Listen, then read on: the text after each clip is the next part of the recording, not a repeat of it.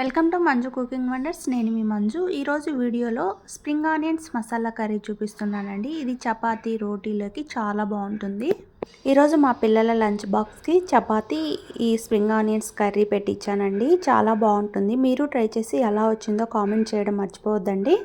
ఈ స్ప్రింగ్ ఆనియన్ని శుభ్రంగా కడిగేసుకొని వీలైనంత సన్నగా కట్ చేసుకొని పెట్టుకోండి. దాని కింద ఆనియన్ వస్తుంది కదా, ఆ ఆనియన్ ఉంటే కట్ చేసుకొని పెట్టుకోండి, లేకపోతే సపరేట్ ఆనియన్ను కట్ చేసుకొని పెట్టుకోండి. తర్వాత ఒక రోల్లో కొన్ని మిరియాలు వెల్లుల్లి రెబ్బలు వేసి కచ్చాపచ్చాగా దంచేసుకొని పక్కన పెట్టేసుకోండి. అదే రోట్లో ముందుగానే వేయించి పెట్టుకున్న పల్లీలను వేసి వీటిని కూడా మెత్తని పౌడర్లా కాకుండా వీటిని కూడా కచ్చాపచ్చాగా దంచేసుకొని పక్కన పెట్టుకోండి. ఇప్పుడు స్టవ్ మీద ప్యాన్ పెట్టేసుకొని కొద్దిగా ఆయిల్ వేసుకొని ఆవాలు, జీలకర్ర, ఎండుమిర్చి వేసి ఆవాలు చిటపటలాడిన తర్వాత ఆనియన్ కట్ చేసి పెట్టుకున్నాం కదా, ఆ ఆనియన్ వేసి వేయించుకోవాలి.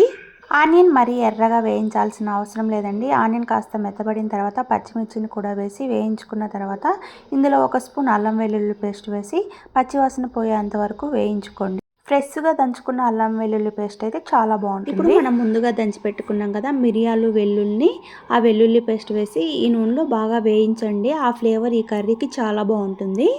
వెల్లుల్లి బాగా వేగిన తర్వాత ఇందులో 1 టీ స్పూన్ కారం పొడి, 1 స్పూన్ ధనియా powder, 1 teaspoon garam masala, రుచికి సరిపడినంత సాల్ట్ వేసుకొని ఈ నూనెలో కాసేపు వేయించుకున్న తర్వాత ఇందులోనే ఒక 2 స్పూన్స్ పెరుగు కూడా వేసుకొని వేయించండి.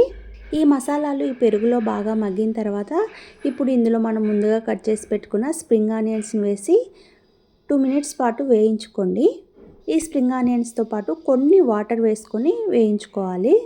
ఈ మసాలాలతో పాటు ఈ ఆకును బాగా కలిపేసుకొని మగ్గించుకోండి. అప్పుడే మనకు టేస్ట్ బాగా వస్తుంది.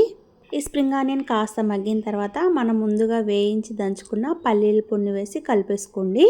మెయిన్ ఇంగ్రీడియంట్స్ ఈ పల్లీ పొడి అండి. ఈ పల్లీ పొడి వేయడం వల్ల ఈ కర్రీ టేస్ట్ చాలా బాగా వస్తుంది.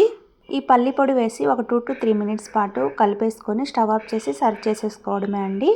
ఈ కర్రీ చపాతీ, రోటీ, జొన్న రొట్టెల్లోకి అయితే చాలా బాగుంటుంది. మీరు ట్రై చేసి ఎలా వచ్చిందో కామెంట్ చేయడం మర్చిపోవద్దండి.